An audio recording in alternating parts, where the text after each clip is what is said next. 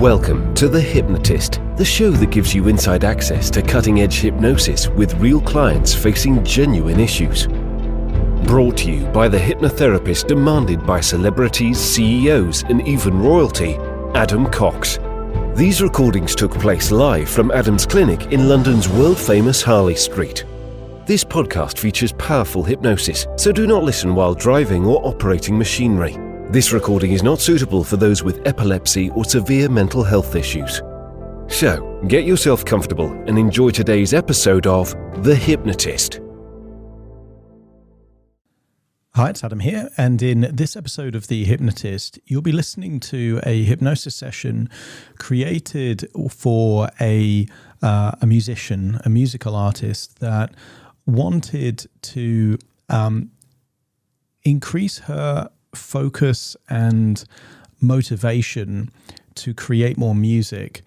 And what was evident is that there were certain strings attached to this goal when I was talking with her, and part of that was almost the condition of financial success or fame connected to her particular pursuit.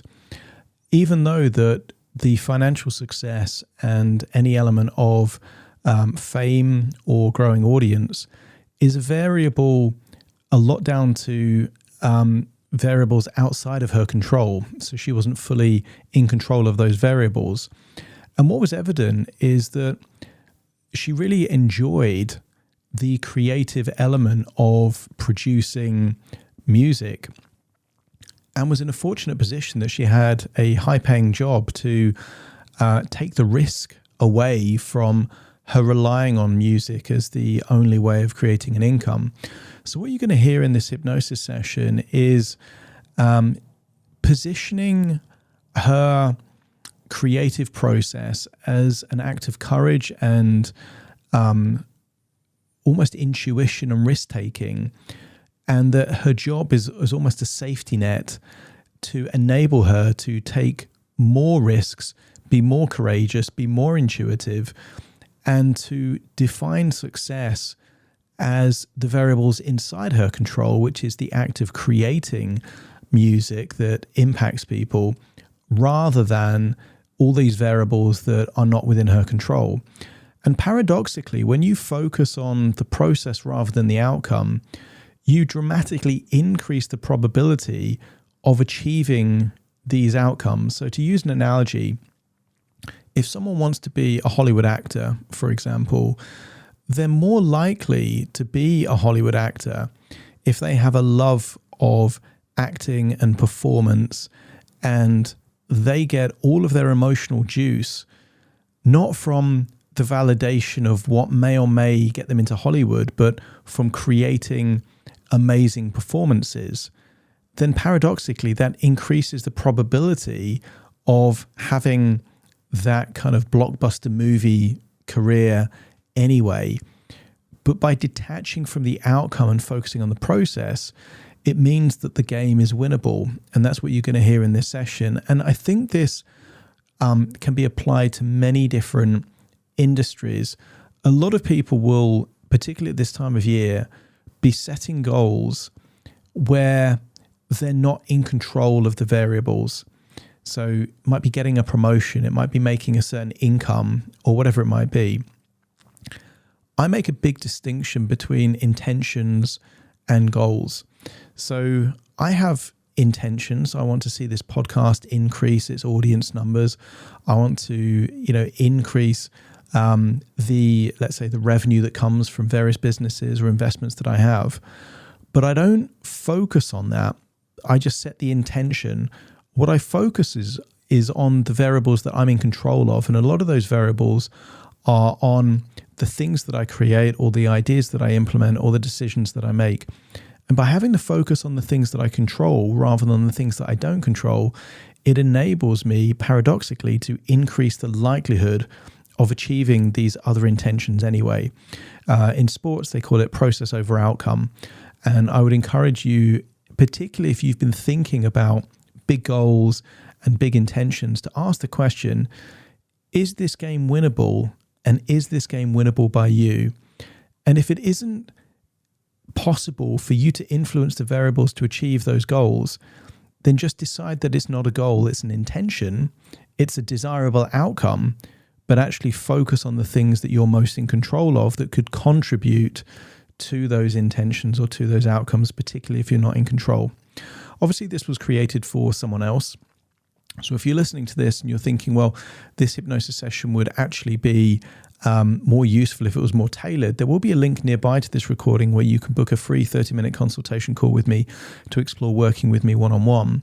But for now, it's worth listening to this recording because although it was created for a musician, like I said, a lot of people could benefit from detaching from variables they can't control, particularly the validation or approval or judgment of other people.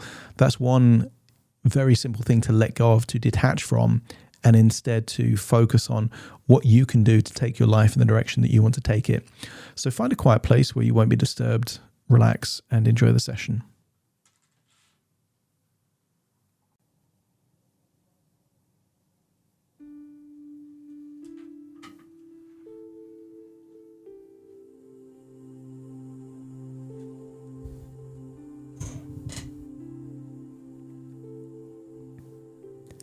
Take a deep breath in.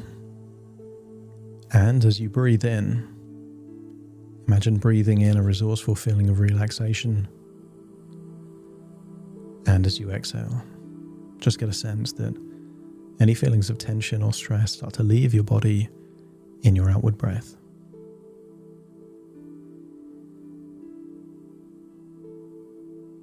Breathing in that resourceful feeling of relaxation, and notice that as you exhale with your eyes closed, you're able to scan your body for any feelings of tension. And just give permission to those parts of your body to let go of that tension. Tension is necessary when you're walking or running or moving or standing. But right here and now, that tension is unnecessary. So allow that tension to be released. Now, breathing in that resourceful relaxation, feeling the tension is melting away. That's it. I want you to use the power of your imagination to imagine a large circus tent. I want you to imagine that you're seeing it from the outside. And I want you to imagine its blue skies, maybe the occasional fluffy white cloud. And I want you to get a sense that that circus tent is a place that you will perform. You understand that performing is taking risks. You have a sense that there is an element of judgment from everyone in the audience. But you have one objective. And that objective is to connect with just one person in the audience, to give them a real emotion, a real experience, a memory. I want you to imagine that you're walking into the circus tent. And I want you to imagine that right now it's just rehearsals. There is no one in the stands. There's a few people just walking around, and you're there just to practice. I want you to notice there is a large safety net under 2 trapezes. I want you to get a sense of the confidence that you have in taking risks is proportionate to your belief in that safety net. That if that safety net wasn't there at all, you'd be more cautious. You might do things that are less impressive for the audience. But I want you to look at that safety net, check the safety net. Realize that that safety net is strong and sturdy. And no matter how high you fall from, that safety net just will take all of the weight. It will protect you. And that enables you to be the most authentic version of you on those trapeze. I want you to imagine that there is a partner on the other trapeze and feel what it would feel like to swing.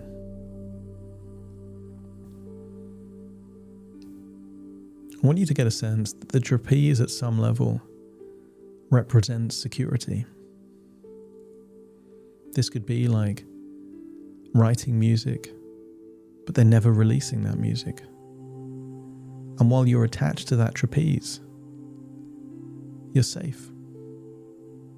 You won't fall, but also you won't leave that trapeze and be caught by your partner on the other trapeze. That in order to give the audience what they came to see,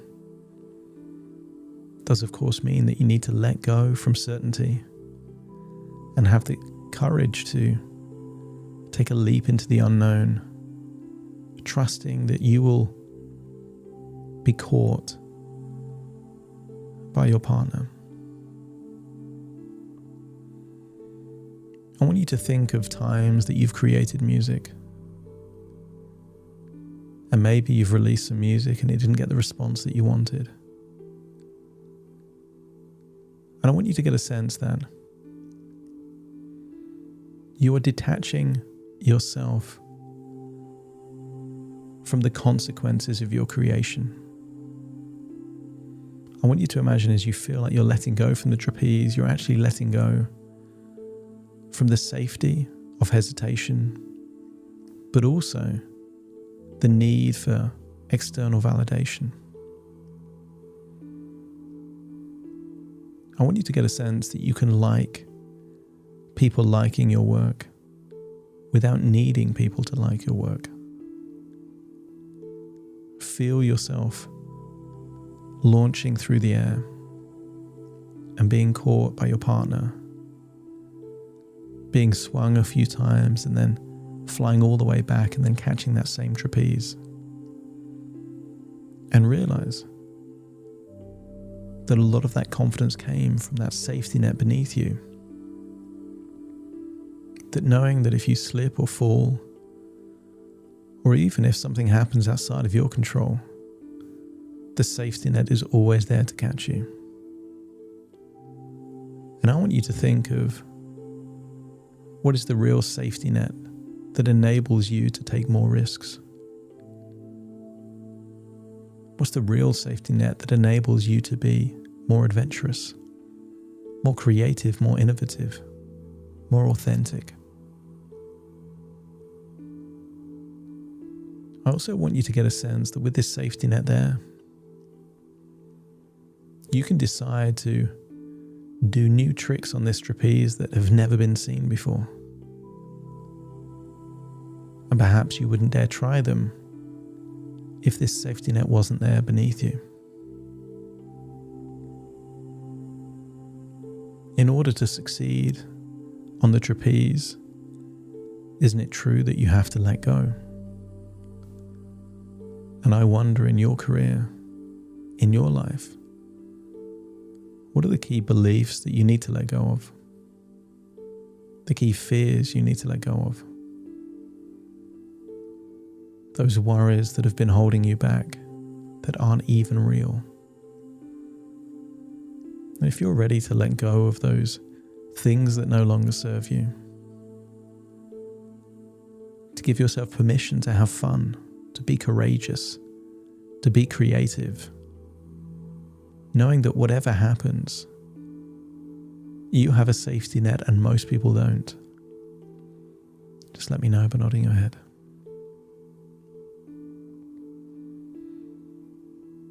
I want you to fast forward through time and imagine it's the evening, and it's now the evening performance. Imagine that you're introduced and you come out wearing whatever clothing is appropriate to be this trapeze artist, and realize that although it's discreet and kind of hidden from the audience, that the safety net is still there. And with it being still there, it gives you the confidence to be more of a performer for the audience around. You can smile bigger. You can have more fun, knowing that even if you fall, something is there to catch you.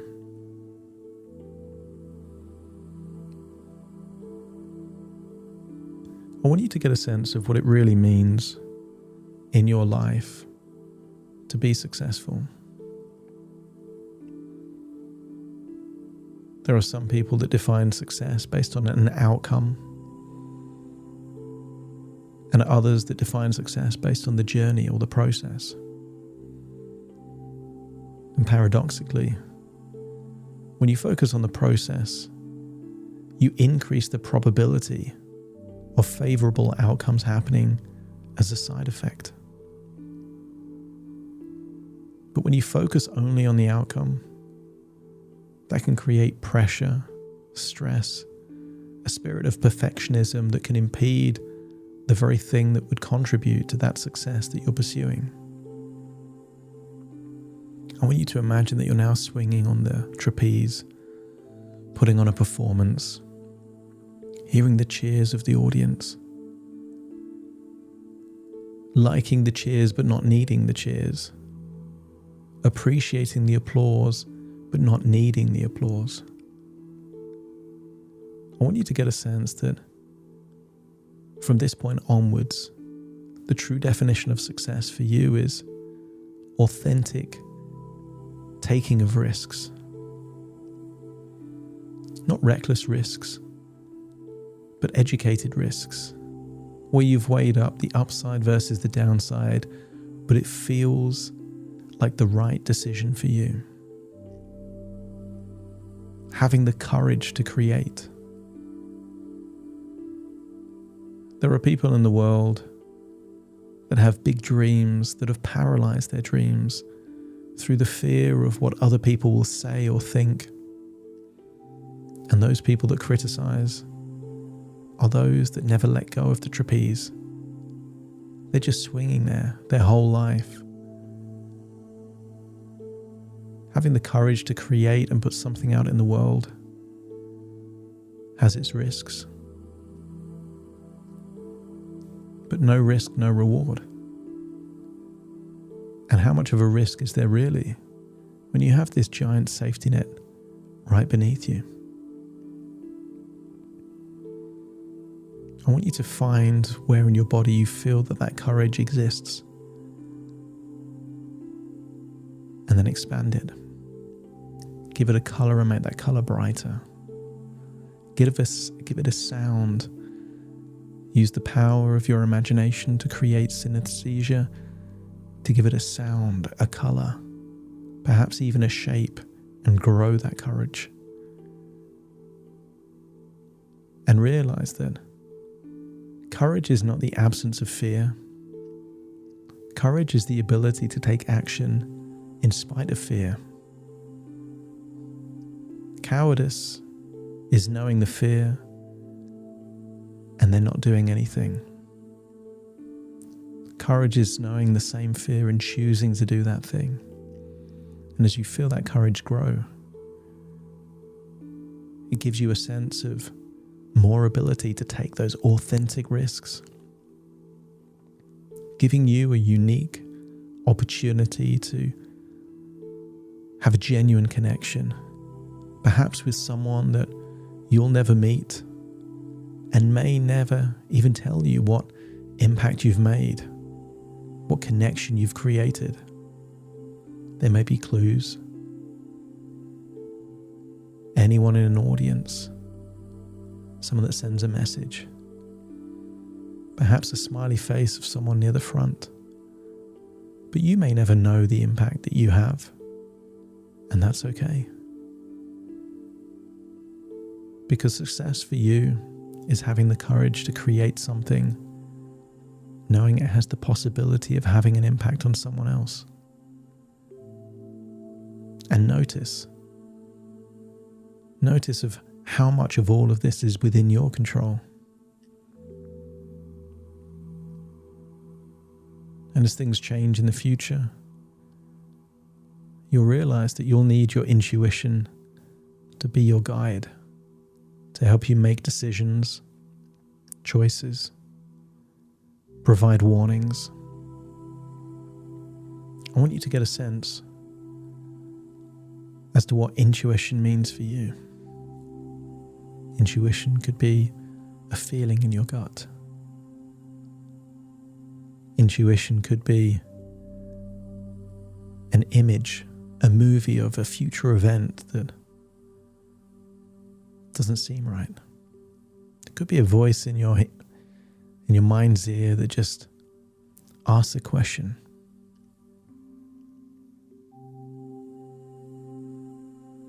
And sometimes you'll need to challenge your intuition. And sometimes what you think is your intuition won't be your intuition. It will be a fear, a worry about something that you can't control.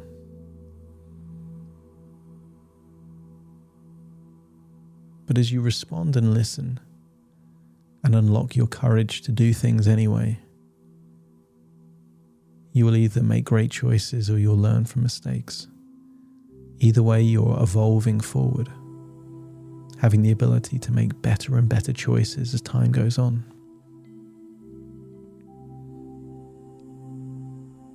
I want you to prepare for an impressive stunt on that trapeze, perhaps multiple somersaults before being caught by someone else.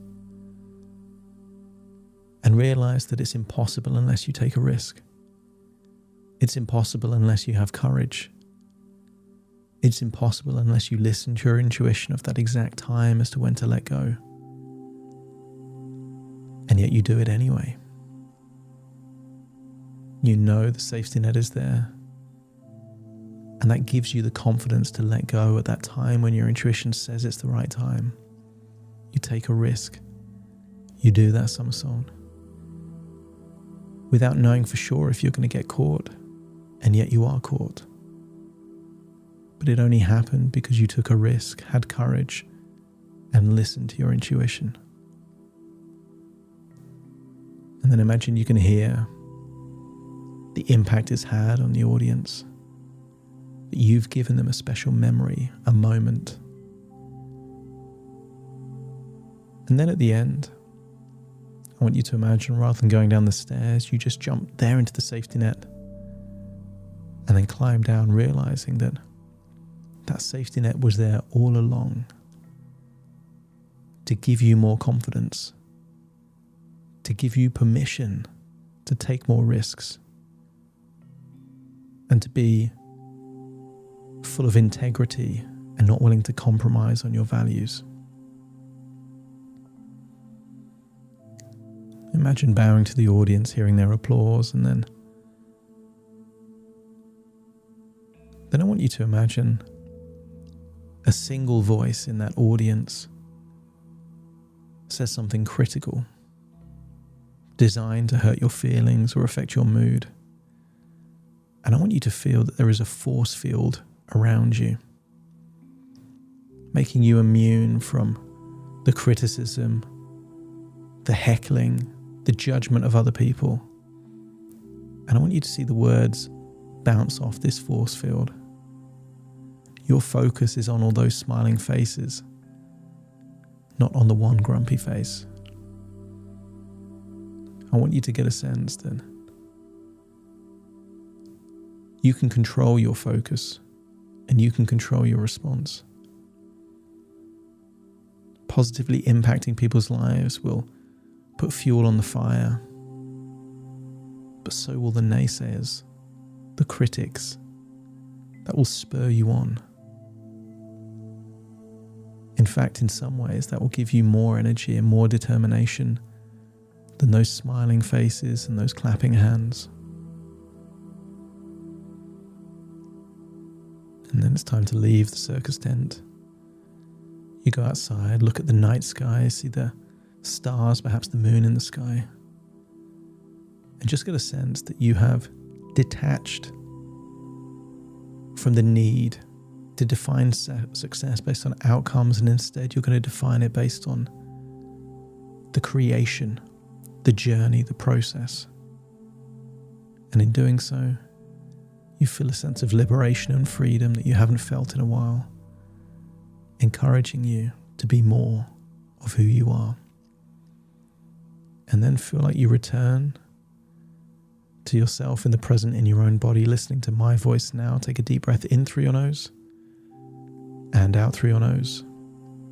Just wiggle your fingers, wiggle your toes, get a sense that you're in your own body, all parts, but feel that the courage is still there, the freedom is still there, and the security of having a safety net is still there, giving you the ability to pursue exactly what you want to do on your terms, in your way, starting to count to awaken you.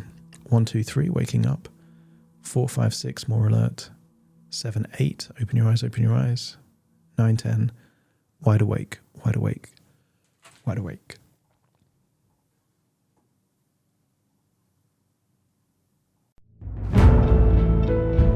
Thank you for listening to The Hypnotist with Adam Cox, the show that gives you inside access to cutting-edge hypnosis with real clients facing genuine issues.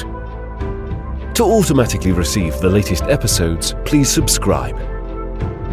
If you'd like to support the show, please share this episode with just one friend you think it could help. And if this episode helped you, please leave us a 5-star review.